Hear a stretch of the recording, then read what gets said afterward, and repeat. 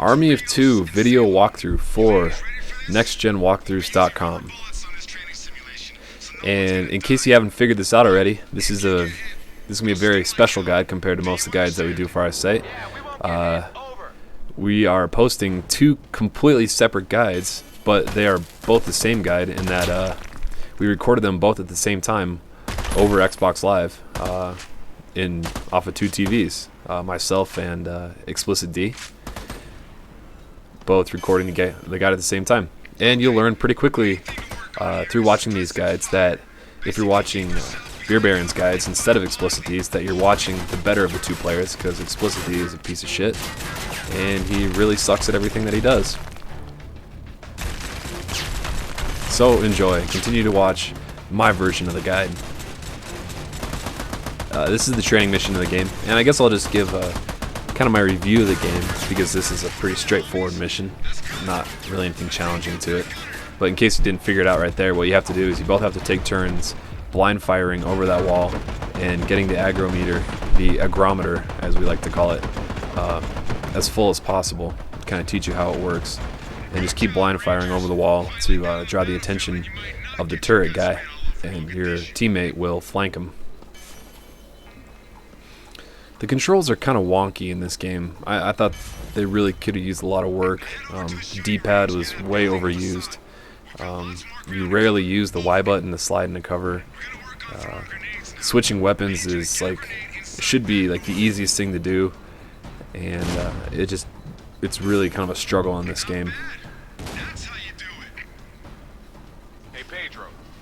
Also, this game's kind of shitty because the aiming is really fucking slow, even on the very high sensitivity. It's really hard to do. And if you're playing over Xbox Live, there's a significant amount of lag that goes into all your aiming movements.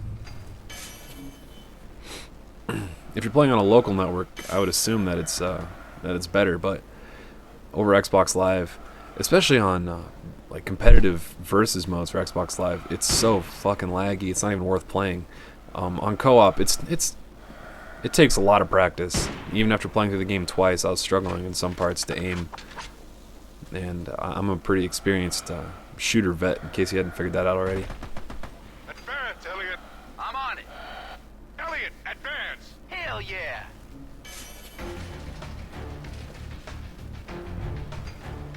So in this section, I stay behind cover way in the back. I think I'm supposed to draw the attention of all the guys that are outside, while Explicit D runs forward and kills everybody. Oh, I also forgot to mention, this guide is on, I think it's called the professional difficulty. It's the hardest difficulty that you have to unlock, which is something else that's complete bullshit in this game, because if you're going to have an unlockable difficulty, you better make it fucking hard, because this game was simple, even on the hardest difficulty. There was one part in the game that we really kind of struggled with, and that was because of shitty controls and lag issues, and just because it was the game's fault that we weren't any good at it. I shouldn't say it was the game's fault, because I don't want to pass the buck, but the only difficult part of the game was because of poor controls, and not because it was actually challenging. And if you're going to have unlockable difficulties, you better make the game fucking hard from start to finish, and not a fucking cakewalk like it was. Good job, baby. Oh man, I saw a great Penny Arcade cartoon talking about this game. You gotta check it out. It talks about the fist bumping and how it's completely inappropriate in this game, and it's really great. Check it out, pennyarcade.com. I think it's actually penny-arcade.com, but it's fucking hilarious regardless. Remember what we've learned. The only way to kill this guy is to come around behind him. He said come behind him. And there's going to be plenty of gay jokes throughout the rest of this guide, so if you're offended easily by that kind of thing, probably want to stop watching now. One strategy you'll learn to be pretty effective early on in the game is when fighting the heavy armor guys, is that if you knock them down, it's a lot easier to kill them by knocking them down than drawing their attention and flanking them. Pieces of equipment any army ranger has in the field is our GPS. Why don't you take a look at yours and see if you can that was one thing that really disappointed me about this game, was that Our GPS can do all the whole kinds purpose of this game was to use the agrometer mission objectives and, tell you where to go. But you know, use teamwork to flank the enemy. But the game is so linear that it doesn't matter. And Get moving, what sailor. am I trying to say? The game is so linear that it doesn't really give you a whole lot of options to really get behind your enemy. If it was a game like Battlefield with huge wide open areas, it'd be really easy to flank your enemy. But this game is so, like, it's so on a track that it doesn't really give you ample opportunities to flank your enemy. I mean, it's much easier just to both kill everybody that's directly in front of you and move on from section to section instead of like using the agrometer.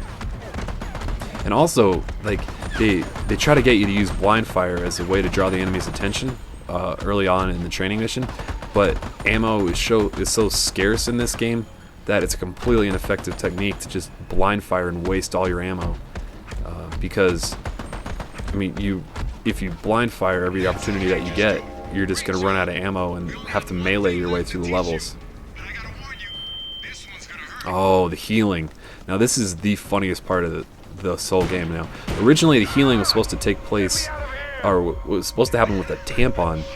Like, supposedly, like real army people use a tampon and shove it in the open wounds of injured soldiers to heal them. But in this game, you perform what is commonly referred to as a buttercup. You fart in your hand and then you throw it in someone's face, therefore putting the fart right in their face and making them smell it. So pretty much every time that we heal each other throughout the game, you're going to hear a lot of farting noises. I'll meet you at the landing pad with Colonel Dalton. So enjoy. Hope you look forward to the rest of our Army of Two guide.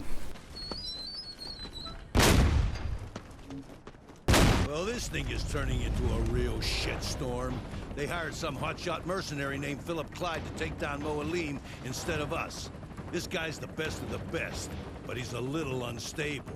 So I want you two to meet him at the old Continental Hotel and make sure he actually takes out Moalim like he's supposed to. Do it yourself if you have to.